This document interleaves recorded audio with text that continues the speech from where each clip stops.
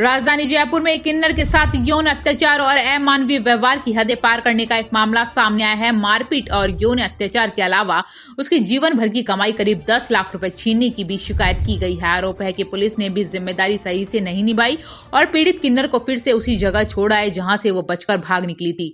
बाद में अगले दिन कुछ साथियों के साथ जाकर पीड़ित ने केस दर्ज करा। पुलिस ने मारपीट और यौन अत्याचार की धाराओं में केस दर्ज किया है। विद्याधर नगर में नया खेड़ा निवासी किन्नर अपने संगने साथी निवासी गुरु के पास कुछ समय पहले आई थी।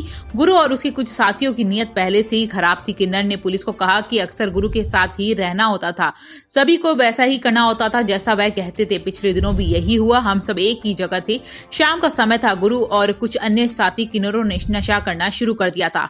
शराब रोज की बात थी, इस बार स्मैक भी साथ था। अचानक मुझे बुलाया और कहा कि नाचना शुरू कर दो। गुरु का आदेश था तो मैं शुरू हो गई। उसके बाद गुरु ने कहा कि कपड़े निकालो और फिर नाचो। मैंने विरोध किया तो मेरी पिटाई कर दी, नग्न कर रात 2 बजे तक नचाया। इस बीच कुछ साथियों ने मेरे सेफ तोड़ दिए। उसमें जीवन भर की कमाई करीब 10 लाख रुपए रखे हुए थे, वे निकाल लिए और गुरु को दे दिए।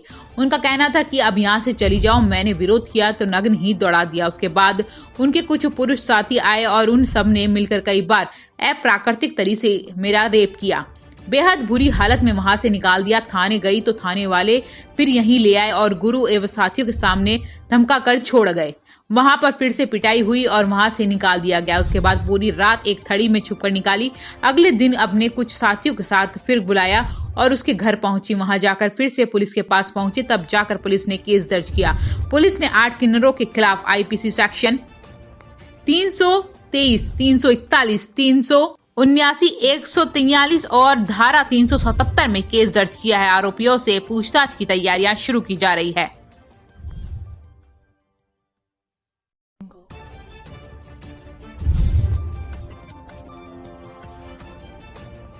एक दिन बाद हम तुम्हें पैसे बढ़ा देंगे, तुम्हें इलाका दे देंगे, तुम भी अपनी गली मांगना।